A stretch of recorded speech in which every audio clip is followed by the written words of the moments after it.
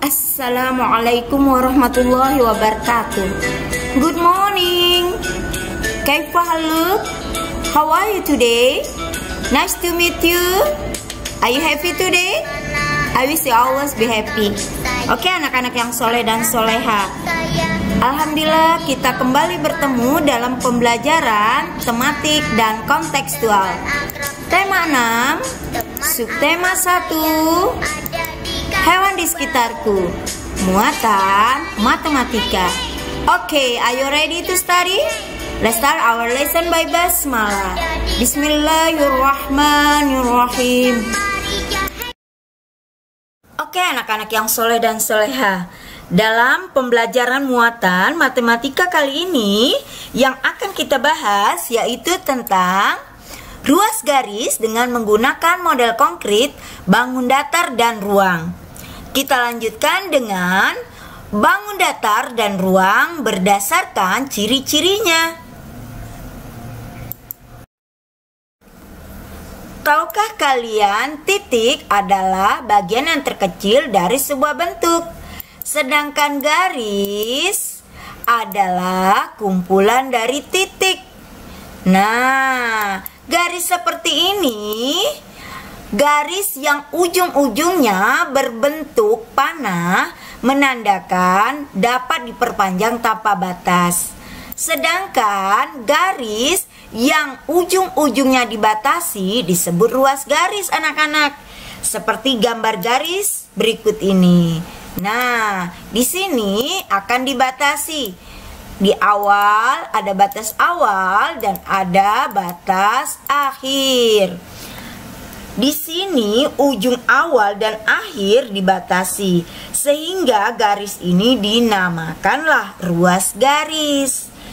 Nah, sehingga titik, garis, dan ruas garis adalah bagian sederhana dari sebuah bentuk atau gambar, anak-anak.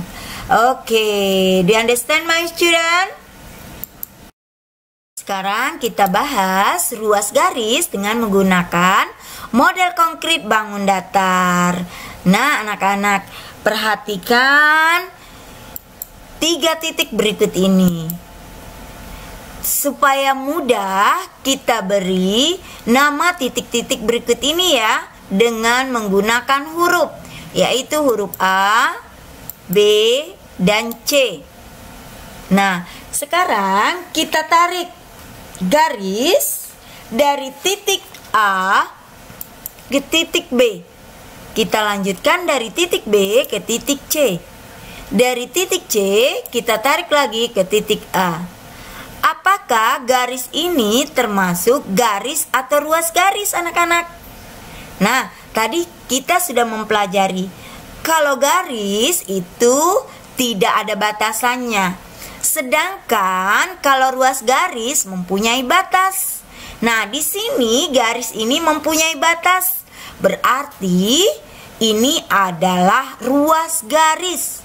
Dari 3 ruas garis ini membentuk bangun datar segitiga. Oke, untuk memudahkan pemahaman kalian, kita lanjutkan dengan contoh berikutnya, yaitu dengan 4 titik. Nah, 4 titik ini kita beri nama juga supaya mudah untuk memahaminya dengan menggunakan huruf M, A, T, dan H.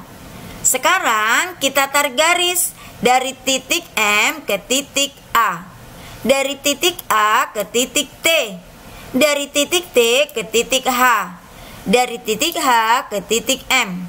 Nah, dari 4 ruas garis ini terbentuklah bangun datar persegi panjang. Oke, sekarang bagaimana dengan lingkaran?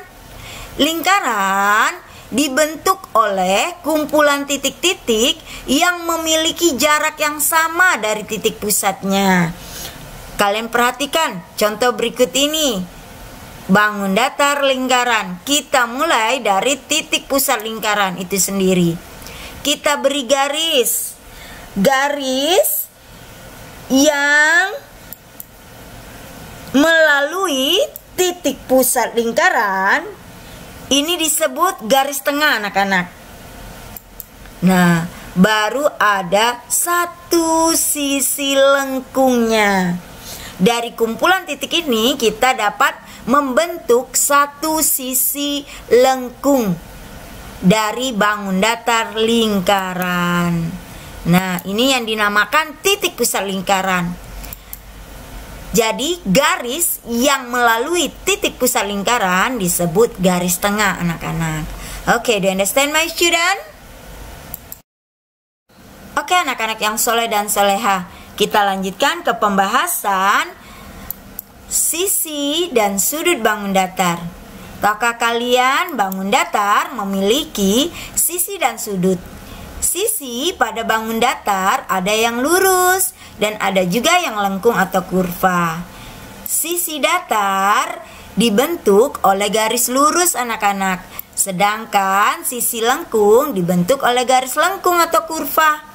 Nah, perhatikan contoh bangun datar berikut ini. Kita mulai dari bangun datar segitiga.